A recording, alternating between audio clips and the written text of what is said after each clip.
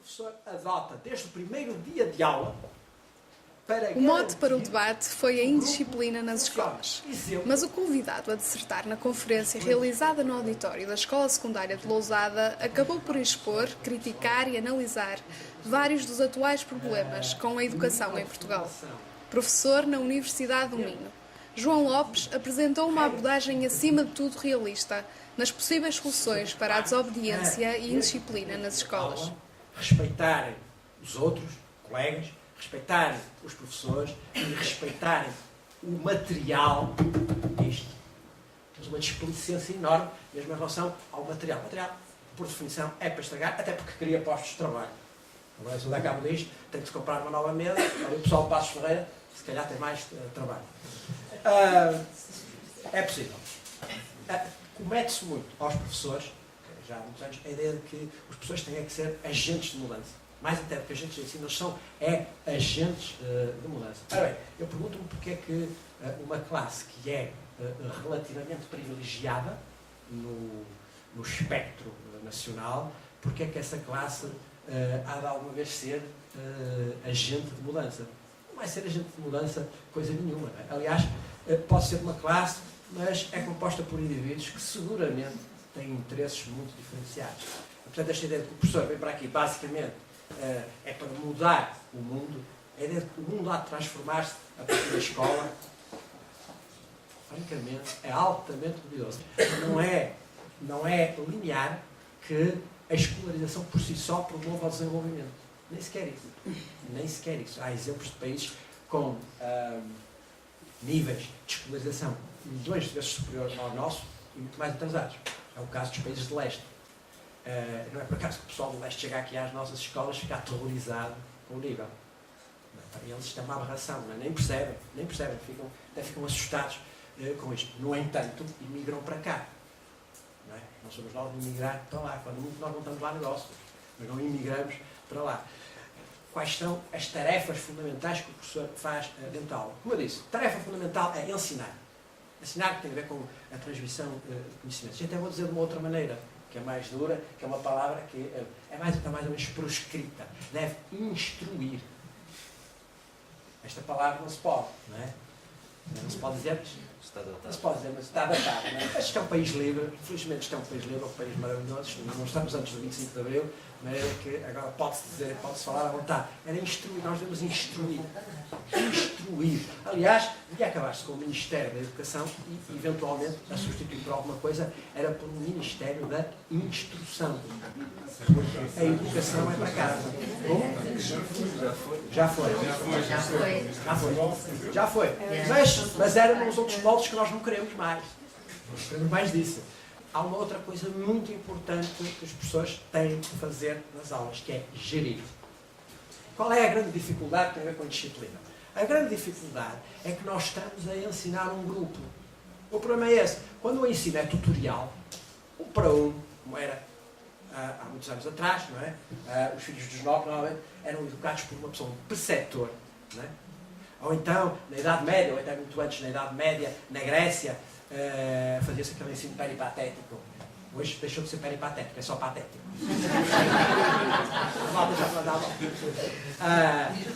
O mestre ia à frente, falava e o pessoal, quem ouvisse, ouvia, quem não ouvisse. O problema é que hoje não pode ser assim. Não é? Nós temos que ensinar um grupo. Ainda por cima, um grupo hiper heterogéneo, que pode ter de analfabetos a gênio. O que, por definição, não é realizável.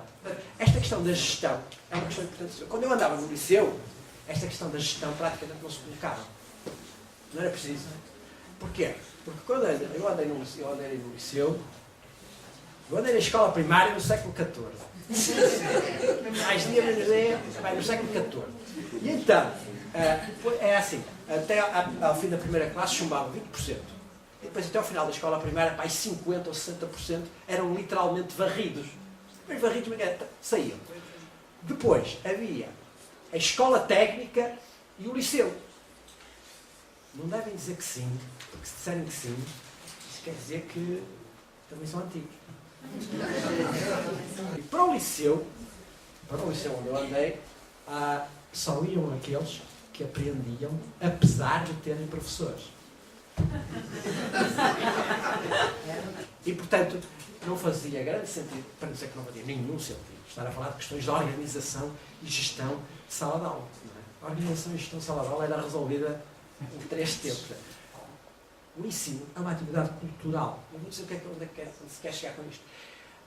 Estão a ver que é uma pessoa chegar a casa, jantar e tal, e no fim, quem fez a refeição, apresentar-nos a conta. Está aqui a conta. E tal. Ou antes, assim, está aqui o menu, o que é que quer? O que é que eu quero dizer com isto? Jantar é uma atividade cultural. E, curiosamente, jantar, a forma como nós nos comportamos ao jantar ou ao pequeno almoço, é uma forma idêntica àquilo que era há 30 anos atrás, ou há 40, há 50. Com uma diferença, é que hoje come-se mais. Há 50 anos passava-se fome em Portugal. Hoje não se passa, felizmente, só houve essa transformação. Mas o ato em si é um ato que é aprendido por aculturação e modelagem. Não há lições, não é preciso haver lições. Aquilo flui. E o que é curioso é que eu juraria que as pessoas que estão aqui, que dão aulas, podem ter andado na escola A, B, C ou D. Aquilo que fazem, no geral, em termos da maneira como ensinam, não estou a falar dos conteúdos que sabem, a maneira como ensinam é igual àquilo que era. E porquê? Porque nós estamos tão habituados a isto que limitamos a reproduzir, assim como quando vamos para um café, nós reproduzimos aquilo que é esperado num café, ou para um espetáculo de música, aquilo que é esperado num espetáculo de música. Portanto, aquilo que chamamos de ensino, ensinar, tem muito de cultural, tem uma parte cultural que é basicamente inamovível. E é aí que os cursos de formação de professores estão a tentar mexer sobre tudo. Estão derrotados. Tentam mover aquilo que não se move e acabam por não ensinar aquilo que seria fundamental que se ensinasse. E fundamental a ensinar é, em primeiro lugar, os conteúdos, a especialização na área que a pessoa ensina e depois, obviamente, algumas coisas da didática. Se há alguns métodos, ou modelos, ou formas de ensinar, de transmitir, que digam como é. Mas já vou dizer, a didática tem que ser muito bem temperada com a organização e gestão. Porque, mais uma vez, não se trata de ensinar um só, mas de ensinar um grupo. O problema aqui é gerir um grupo. A gestão do grupo é uma coisa fundamental. E já agora, eu há pouco esqueci de dizer, aquilo que eu chamei ordem na sala de aula, a ordem na sala de aula, são os tais procedimentos, patati patatá, são a melhor forma de evitar a indisciplina. Os professores mais eficazes não são aqueles que repõem a ordem. Os professores mais eficazes são aqueles que organizam a ordem. Passa a redundância. Organizam a ordem. Ou seja, organizam o espaço, organizam os sujeitos e organizam os materiais de forma que aquilo flui. Não é por acaso que nós podemos ter uma turma, a mesma turma, vai para o professor de matemática, vamos supor aquilo à maravilha, vai para o professor de português, uma desgraça. É claro que o professor de português pode ser para o professor de matemática. Mas é que tu dás aula às 8h30, e às 8h30 e eles ainda estão cheios de remelos. Ainda não mostraram o vício, a força e tal. E o professor de matemática pode dizer, pois é, mas eu também dou aulas às 8h30, à sexta-feira. E eu tenho que dizer, à sexta-feira não. Mas os bons professores, aqueles que, ou melhor, os professores que têm dificuldades em gerir aulas, a ordem das aulas, têm mais ou menos a seguinte convicção. Os bons professores, portanto, aqueles que gerem bem as aulas, ou são tipos que aprenderam aqueles truques, algures, e não querem contar, então são mesmo más pessoas. É que pode haver bons professores dentro de más escolas e pode haver maus professores dentro de boas escolas. Este segundo caso é mais raro. As boas escolas tendem a produzir bons professores. Dizer, os portugueses, cá em Portugal, a trabalhar, são um bocado centrolentos, não é? Mas quando foram para a França, quando foram para não sei onde, sempre foram consideradas pessoas que até faziam as coisas direito. Porquê? Porque entraram numa organização menos abandalhada. Não é? De qualquer maneira, os professores dentro de uma escola podem ter sempre alguma influência ao nível do funcionamento da escola. E há coisas que têm influência na sala de aula que deviam ser determinadas pela própria escola. Vamos lá um exemplo. Então vou para o trabalho. Pode ou não usar-se chapéu ou mascar pastilha elástica dentro de uma sala de aula. Isto é uma coisa que devia ser a regra da escola. A escola. E em muitos sítios mas em muitos sítios existe, mas não se cumpre. As normas que existem e não se cumprem são as piores de todas. E há muita sabotagem de normas que supostamente existem. Mas este tipo de determinações devia ser geral. Por exemplo, pode ou não se pode correr nos corredores, pode ou não se pode gritar, pode ou não se pode. Há uma série de coisas que deviam estar determinadas pela escola.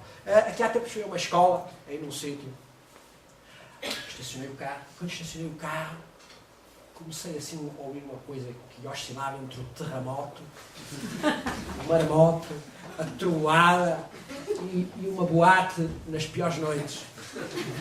À medida que me ia aproximando da escola, aquilo já se sentia aqui assim no peito. Uma música, não sei de expressão, não era bem música, uma gritaria e tal. Eu queria falar sobre disciplina. Comecei logo por falar sobre aquilo. Explicaram que aquilo era assim. A canalha achava que os intervalos eram um pouco animados. Então pediu à direção da escola que não podiam pôr uma música aos berros e tal. A direção da escola pensou assim, bem, pode ser que com a música, uma coisa tipo bomba de neutrões, pode ser que eles acalmem. E pronto, e lá estávamos naquilo. Isto é um péssimo princípio, digo eu. Porquê? Porque tem a ver com aquela ideia da escola a tempo inteiro. Ou da escola que é outra coisa que não é escola. Não é? É uma espécie... E na escola do Cerco do Porto também há uns anos puseram no Polivalente, puseram uma daquelas bolas das discotecas, já com as luzes e tal, e o pessoal estava ali. Está bem, mas não é uma escola. Deve fechar. Já viram o que é que eu já fechei hoje? Já não sei lá quantas pessoas podem ter. É outra coisa, sei lá. E tem que ser a escola a tomar as suas decisões. Há aqui uma coisa curiosa. As pessoas que estão no chamado macrosistema, portanto, as pessoas que gerem este edifício ingovernável que é a chamada educação, estamos a falar de 200 mil pessoas, não é? Então, a ver que é uma empresa com 200 mil pessoas. Não funciona, como é evidente. Ainda por cima, se quer mandar as 200 mil, é uma coisa bastante complicada. E então, o macrosistema tem sempre a ilusão de que, mandando umas leis, a coisa se vai modificar. As leis passam sempre por cima da cabeça. É como aos tiros, nos piores dias. Passam sempre por cima da cabeça. Aliás, a malta espera calmamente que os tiros acalmem, porque depois vêm outros. E mandam outros tiros. E aquilo nunca chega a lado nenhum. Quando muito arranha algo leve. Mas depois o pó assenta e verdadeiramente nada se transforma. Ou seja, onde eu quero chegar é, não é qualquer tipo de legislação que transforma em 2 dias, 15 dias ou 3 anos isto. Ao nível local é que as coisas podem funcionar. De resto, não há reformas para estas escolas todas. Não há. Haverá reformas, nem sei se reformas, haverá umas tantas escolas que podem funcionar melhor, outras vão funcionar pior, outras vão funcionar péssimo. Mas a ideia de que todos vão funcionar bem, isso está fora de causa, porque não é possível. Não é possível. Para um sistema destes com tanta gente é absolutamente inviável. Já agora devo dizer, eu sou um ferrenho defensor dos diretores nas escolas. Ferrenho, nem percebo. Aliás, eu acho que somos caso único. Na Europa, tenho a ideia que somos caso único de local que não tem diretores. Eu não estou a dizer mal de quem está a gerir. Aliás, eu tenho vários amigos que estão na gestão que parecem baratas todas. Preenchem papéis. Não é para o facto de estar aí a escrever. Não é por isso. Não está a preencher, está a escrever. Eu tenho vários amigos que são verdadeiras baratas tontas. Estão lá até às 500, não sei o que. Deve ser para requisitar as caras já para lá. Mas, verdadeiramente direcionado para aquilo que é importante, que é o ensino, sempre o ensino, nada. E a questão do diretor, para mim, é uma questão de responsabilização. Eu quero saber quem é que vai pagar por elas. Eu quero sempre saber em quem é que eu vou bater, no caso da coisa correr mal, e em quem é que... O problema das direções das escolas, para mim, é que as pessoas atuais que estão nos executivos verdadeiramente não têm poderes. Têm muito poucos poderes. Quer sobre os alunos, quer aqui para ser impopular, sobre os professores. Sobre os professores também. Não é só sobre os alunos, não é? É sobre toda a gente. E saber que aquilo que faz tem consequências, não é? E se depois não servir, onde vir outros? A seguir, onde vir outros? Mas eu quero é saber quem é que eu posso responsabilizar. E se for lá fora, aos outros países, em todo lado, há diretores. Não há um diretor e que, se não se porta bem, põe-no a andar em 3 tempos. Uma coisa muito engraçada é que, com a chamada inclusão educativa, nós temos uma operação curiosa, que foi a operação de normalização da patologia. Até nas estruturas classificatórias, uma coisa que, por exemplo, em Portugal, em 1998, por decreto, acabou a deficiência mental. Passou a haver dificuldades de aprendizagem ligeiras, moderadas, severas e profundas, que são exatamente as categorias internacionalmente consagradas de deficiência mental. É como ao ganho das oportunidades. Pessoal, quando eu ganho de oportunidade, agora já não tenho esta deficiência. Eu também me lembro quando a PID passou a chamar-se DGS. Foi pior. Operação de chave. Agora não somos PID.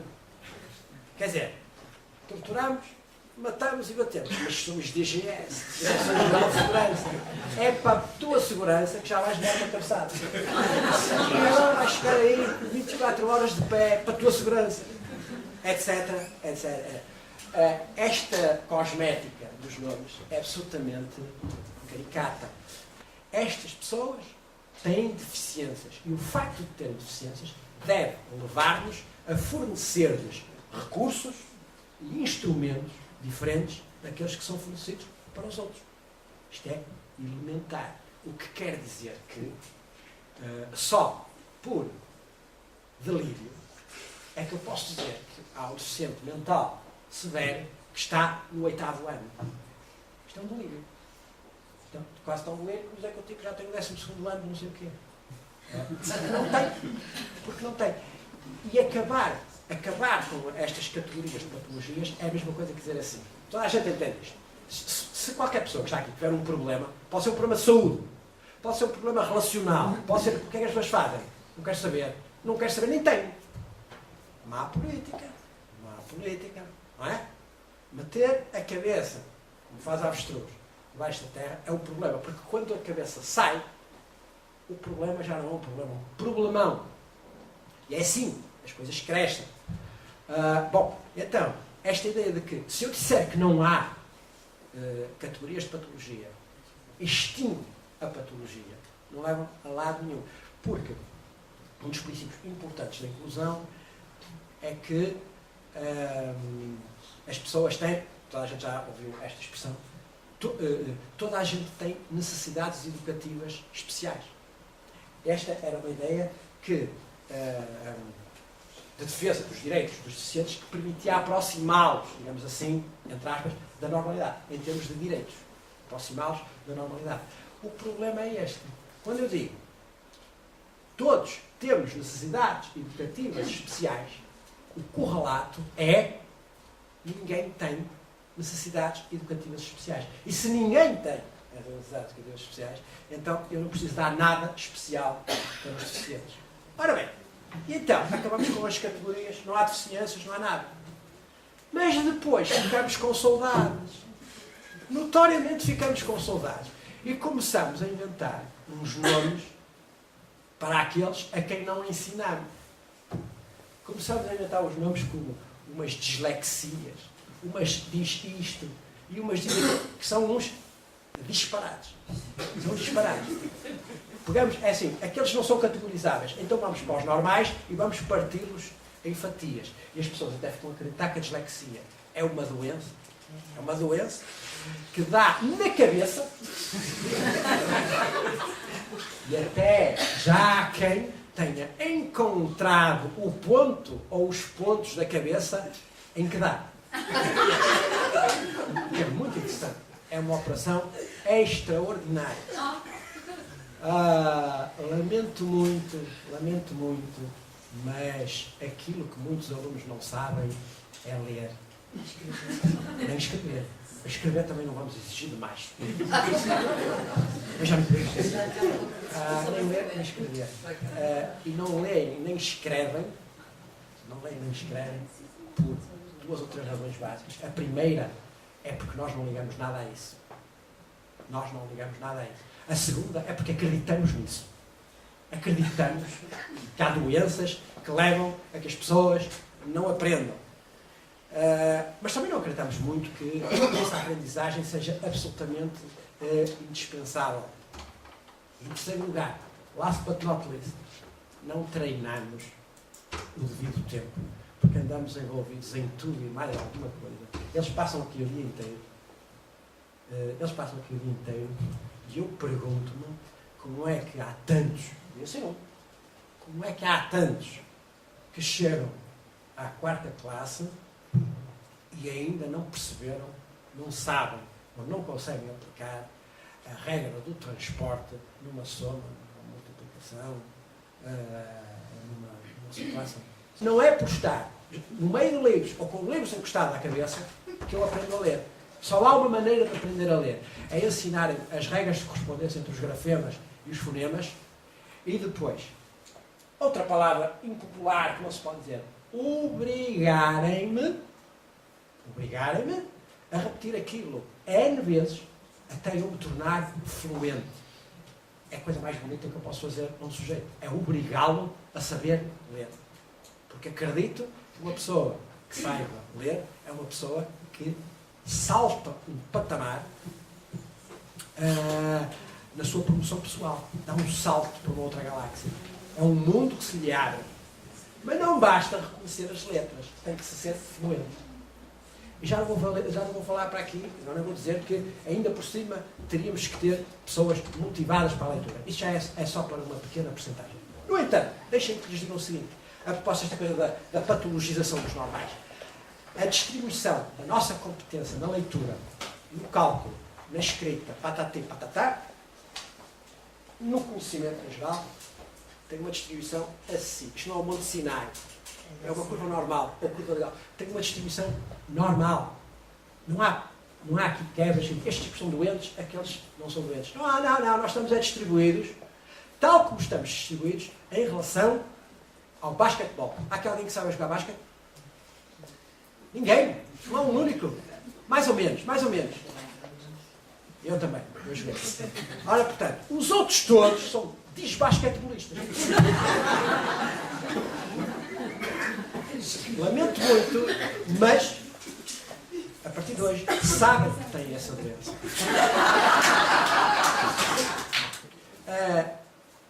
Voltando àquela questão da patologização, a maior parte dos comportamentos que acontecem em salas de aula e que nós reputamos de indisciplinados não são perpetrados por gente anormal. Pelo contrário, é por gente bastante normal, que simplesmente não está ali a fazer nada, são chamados desempregados de longa duração. São desempregados de longa duração que partem o objeto ou afrontam o objeto, porque o grande objeto deles é parar a aula. A aula, para muitos, é uma verdadeira ofensa. E o objetivo é parar aquilo. Se conseguir parar aquilo, já pode ir para casa e gravar-se para os amigos, hoje parei aquilo 3 vezes. Bom, malta até pode fazer competições. Quantas vezes é que paraste aquilo? Ou conseguir irritar o professor, que ele foi aos aranhos. Não há coisa mais maravilhosa que o professor irritado. Devia ser conservado em álcool, não é? Mas estão ali um aluno a esforçar-se para chatear e o tipo não se chateia. Francamente. É insensibilidade. Bom, portanto, isto é um problema. Este é um problema que, do meu ponto de vista, não está a ser bem gerido. A maneira de gerir isto, do meu ponto de vista, era, no máximo, a partir dos 12 anos, criar várias vias. Várias vias. E o sujeito estava noutra coisa, já não estava. Como eu, no outro dia fui a uma escola, que era de ensino profissional, pediram-me para ir lá, porque estavam com os problemas de disciplina. Eu olhei para o currículo e disse assim, só podem estar. Há tipos que foram para ali porque não conseguiam estar no outro sítio. Mal sabiam ler e escrever. O programa de português arrancava logo com a lírica camoniana. Dá logo vontade de tirar um olho a alguém. aquilo. E o programa de matemática nas inequações. O tipo só para ler o nome, inequações, vai tudo. Isto é, repare, isto é de pessoas que não estão bem na cabeça. Não estão bem na cabeça. Vocês chamam, que o Ministério obriga-nos e tal. E eles, vocês façam de conta que não existe. Façam de conta que não existe. Porque estão a ver o que é. Um tipo a arrancar com inequações, com gente, com analfabetos.